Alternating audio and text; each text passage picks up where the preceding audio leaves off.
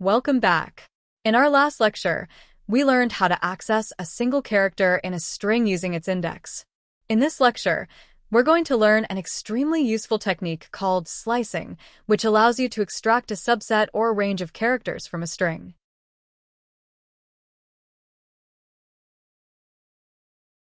One, the basic slice syntax. Slicing allows you to get a part of the sequence, not just one element. The syntax for slicing is very straightforward, using square brackets and the colon operator. String name open bracket start colon end close bracket.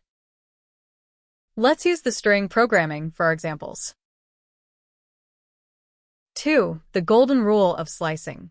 When you use slicing, the sequence starts at the start index and goes up to, but does not include, the end index.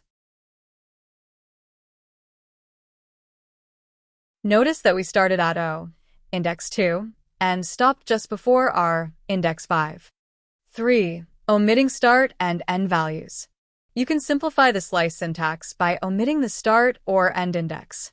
Omitting the end index. If you leave the end index blank, Python will slice from the start index all the way to the end of the string. Omitting the start index. If you leave the start index blank, Python will slice from the beginning of the string up to the end index. Omitting both, the copy leaving both blank creates a copy of the entire string. 4. Slicing with negative indices. We can also use negative indices, which work great for pulling subsets from the end of the string. To summarize, string slicing is a powerful tool to extract parts of a string using the sub start colon end notation. The key rule is that the end index is non-inclusive.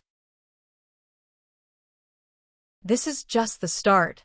In our next lecture, 4.4, Steps in Slicing, I will introduce a third optional component to the slice syntax that allows us to skip characters. See you there.